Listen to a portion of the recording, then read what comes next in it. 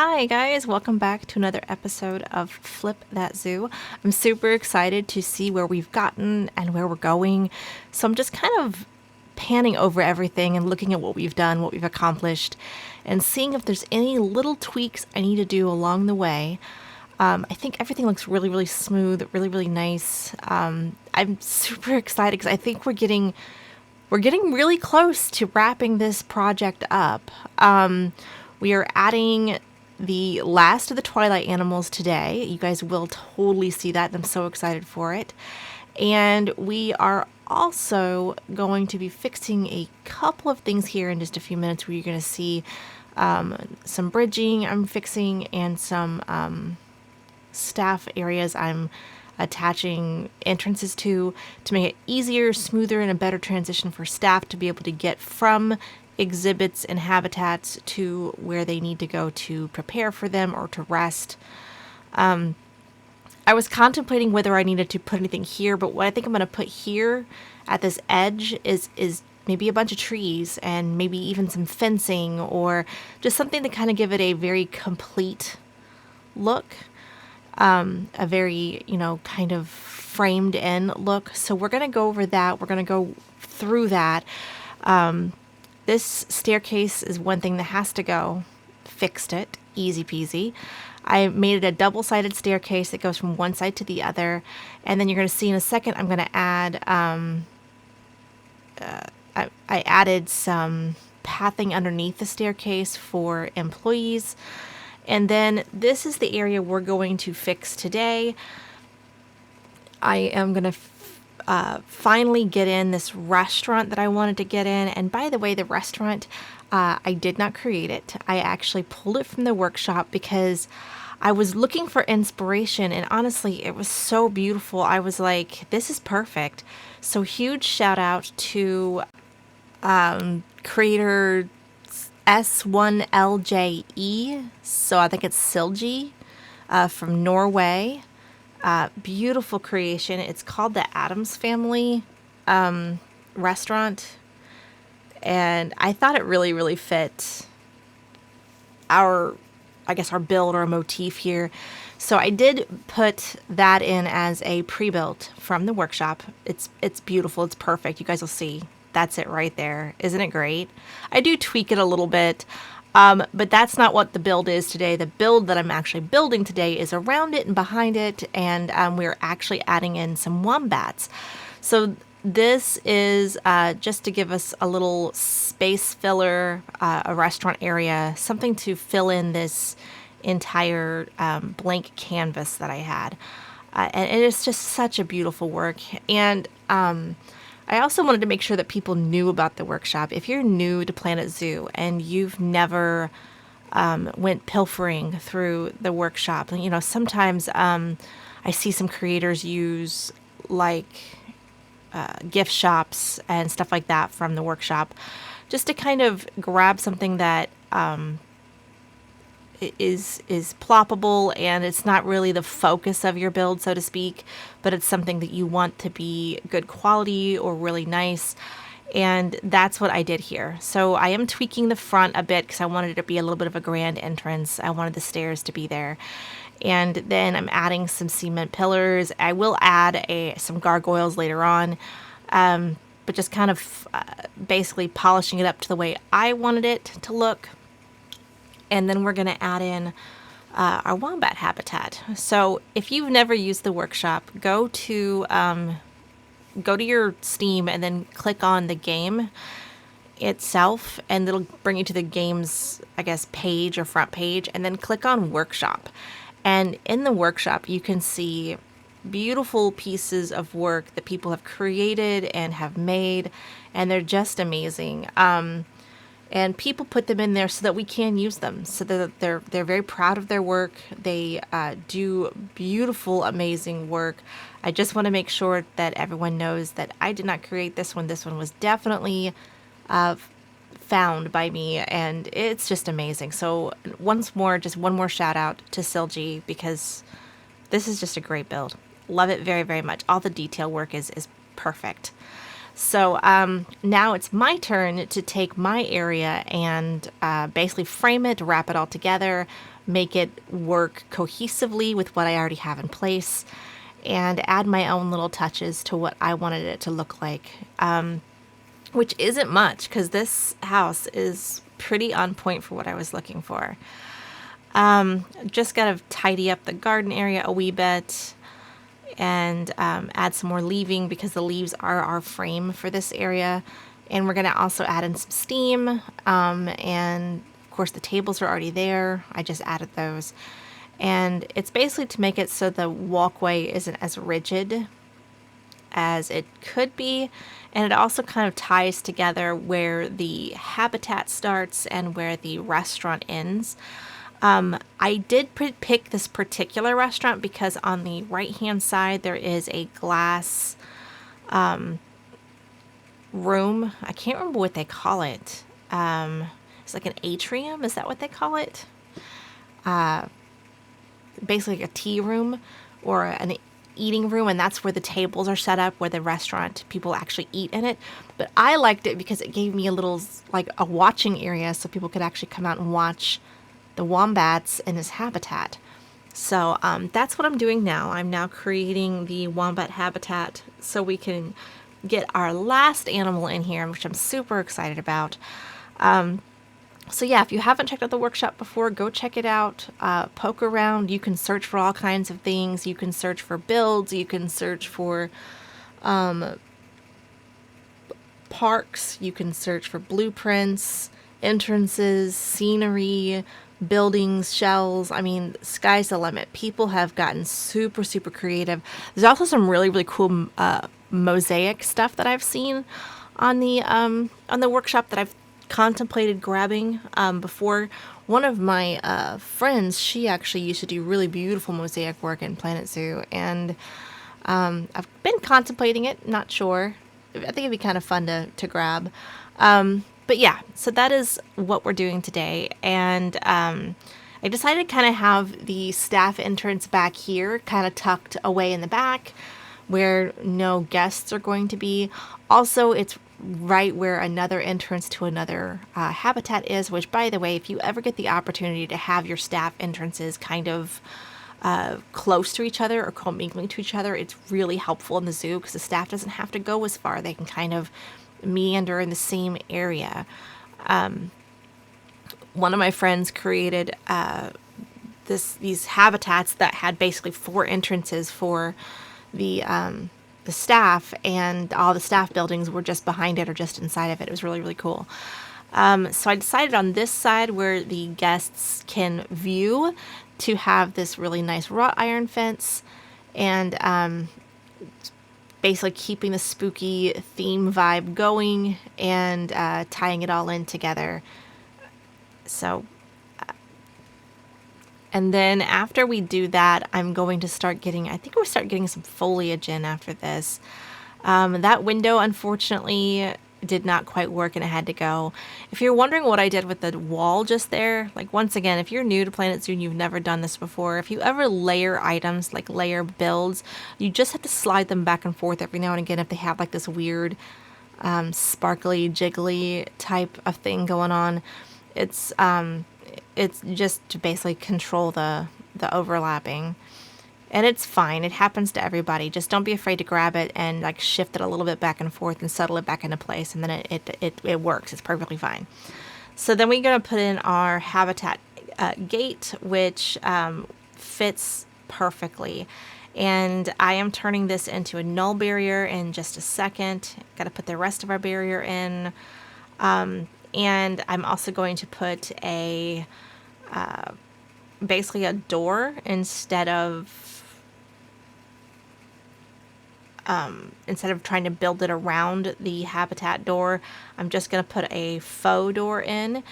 And I was trying to fit this close to the building so I could get as accurate of land availability as possible. So when I'm looking at the stats for the animals, I'm not getting incorrect stats based off of the null barrier being bigger than where the animals can actually habitat or habitate. What word am I going for here? Where they can go, where they can move around and run around to. Anyway, so there's the door I was talking about. We get that in place nicely so it doesn't look weird when, staff are coming in and out where guests can see. And then we go back to framing this area with our leaves. I am also going to frame it with some shrubbery as well. I found this really cool shrubbery a little bit later on that really fits this build a lot. To make sure these leaves also fit, I do put a few trees in here, leafy trees, to make sure that we get the why are there leaves everywhere situation going on. This is one of them, but there is another one that is huge and fluffy and will totally make the leaves make logical sense. And then I figured it's time to go ahead and start poking around for our wombats, because a lot of these newer creatures, there aren't a lot of them on the workshop. And then people are putting them up for like 10,000 conservation credits, and I won't buy those. So I just go in and grab the best one I can with cash. And then I'm going to go back later and look for a female, because I'm not paying 10,000 conservation credits for an animal. That's just ridiculous, especially when they're not fully 100%. If every single category was 100%, I could maybe see it, but they're not. So no. If you're gonna overprice, at least make it worth it. So this is me grabbing my little dude, and I'm gonna actually put him in quarantine because his numbers weren't the best, and I'm still building. So I figured it'd be a good little location for him to go and make sure he's not sick or has anything wrong with him. And then we're going to break down our habitat by species and get all the needed materials in there. And I'm just kind of going over all of this because I know some of my newer viewers are new to Planet Zoo. So if you're not going backwards and watching any of my old videos, I'm kind of breaking it down for you a little bit by one so you guys can see what's happening. Now, these burrows are really amazing. Number one, you can get videos down into them for education and see them underground, and they're so cool.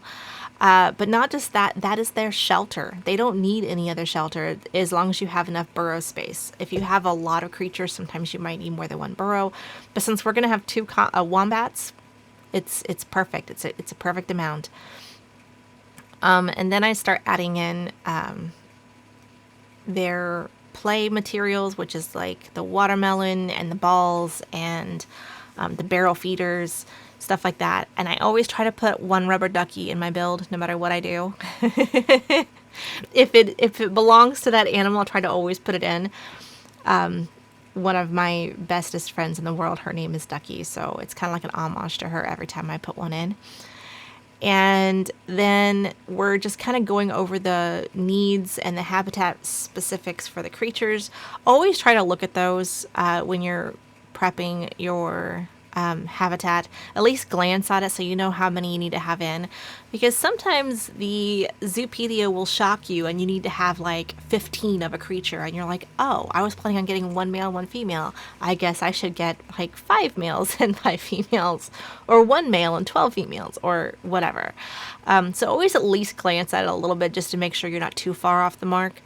I also realized this was a little bit showing. And I don't think walls would do that. So I grabbed a thin piece here and just capped that off real quick. Because this is the private area that only the viewers from the restaurant get this specific view. This is a very private view for the restaurant goers. So I'm just capping that off a little bit. And then we start, I'm finishing that off. And then we're going to start getting our foliage in for our habitat. Now, one thing I did notice, and see, look, now we have some females. So grabbing the best one possible and sticking her in. And then there are the bedding, like the leaf bedding, the green leaf bedding for the habitats are acting a little strange. I feel like maybe I need to report it to Frontier.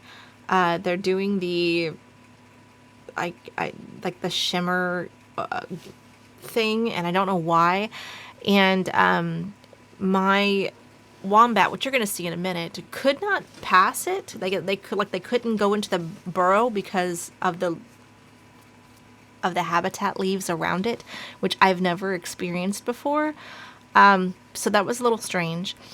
And then this is me grabbing the work zones and making sure that they're set up correctly. When you're putting in new habitats, you want to try to find the best work zone that fits for your habitat as far as pathing and as far as where staff rooms are. Since I'm going to have all of my habitats and exhibits from the Twilight Pack, since they're all right there in that little radius, they're all going to be tended by the same staff members and all using the same staff buildings. And then the first thing you always want to do when you're prepping your area before you put all the foliage in is go ahead and paint everything. It's not just trying to meet the numbers or the requirements, it's also thinking of how they step or how they logically move around the habitat. So I made sure to paint a lot of the areas a certain color for where they'd be walking more and where they wouldn't be walking so much.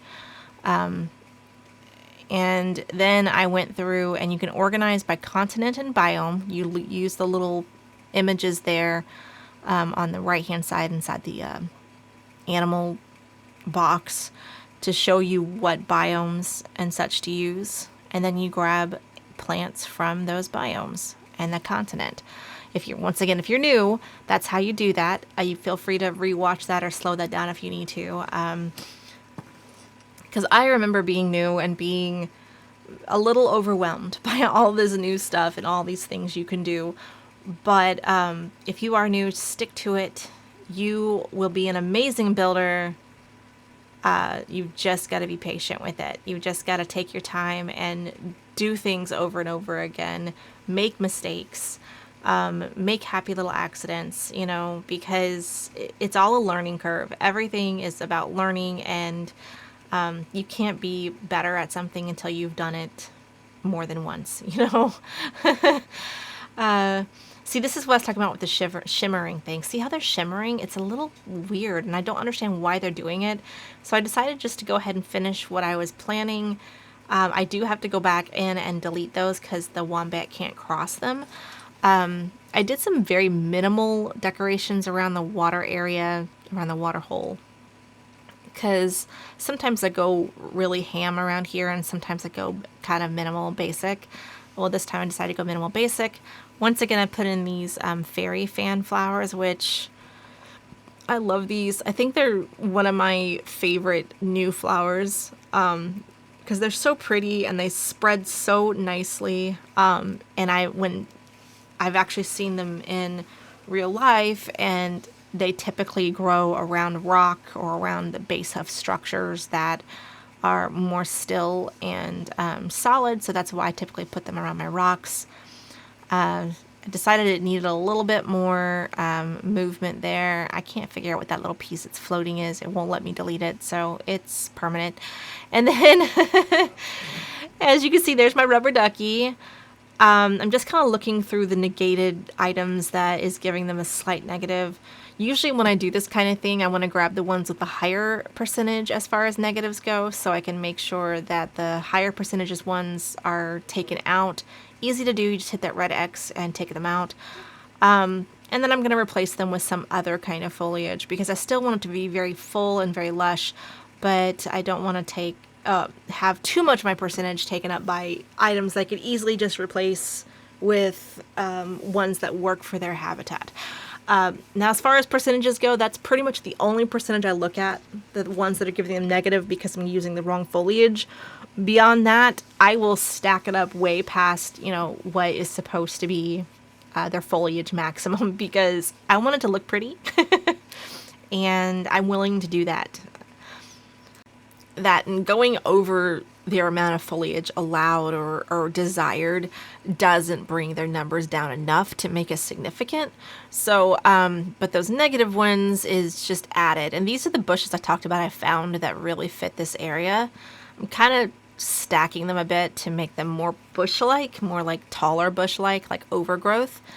And I'm getting some pokey ones, some sticky ones, more trees, and I'm really trying to use a variety of trees in here because they're fun and it's good to have variety. And then those little bushes that I put down, I do eventually frame a lot of the area with them. You'll see that in a minute.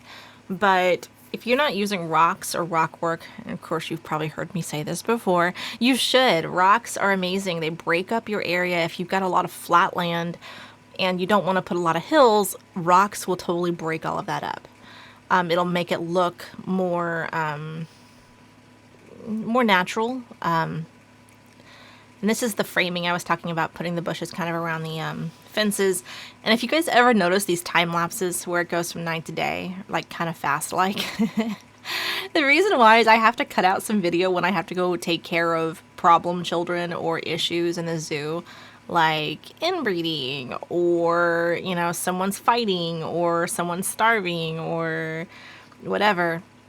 Now, I love this stacked idea that I did with the armadillos, so I tried to bring them over here to the wombats, which in theory, it's a great idea, but in practice, it did not seem to want to work for me. I don't know why I could not get the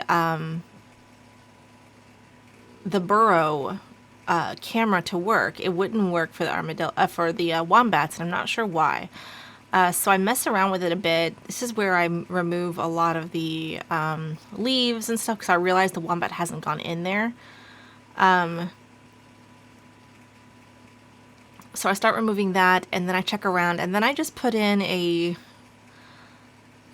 commercial. I put the I think it's like the Molly's Goods or something, Missy's Goods commercial, and I'm gonna just put that there until I can figure out the reason why I can't use the burrow camera, because I can't figure out why it's not working, but it's not working. And it might just be a temporary Planet Zoo glitch. I'm gonna try to open the game again and just see if it was a temporary glitch or if it's a more permanent glitch that I need to bring up to Frontier and be like, hey, I don't know if you knew this, but burrow cameras aren't working. I'm putting speakers behind the education posts because I think those make logical sense. You know, electric stuff with electric stuff when you're getting educated. And then I put one right in the middle. You have to be careful of those circles, make sure you're not overlapping, so I slide it out a wee bit. And then I also decided I needed to put one inside of the restaurant, telling them about the animals while they're eating. I figured it made sense. So I'm plopping that in there, sinking it down into the floor a bit, and making sure it's not overlapping too much and it covers as many tables as possible. And yeah, so our education is done, and this is it, guys. This is our build. I think it's really lovely. I went back to check this again. Still no dice. So let me know what you guys think. Do you like this cute little habitat? I know it was a quick little build, but I thought it was really, really fun. Let me know if you like it. Leave a comment. Even an emoji will help. If you want to drop something in the comments, don't forget to like. All of these things help build the algorithm and help spread my videos out to people like you who enjoy watching them. So it was nice having you guys, and I'll catch you guys in the next one. Bye! I hope you guys liked it. Please subscribe. Thank you so much for coming. Ring that bell. All those really cool YouTube things, and I'll catch you guys in the next one.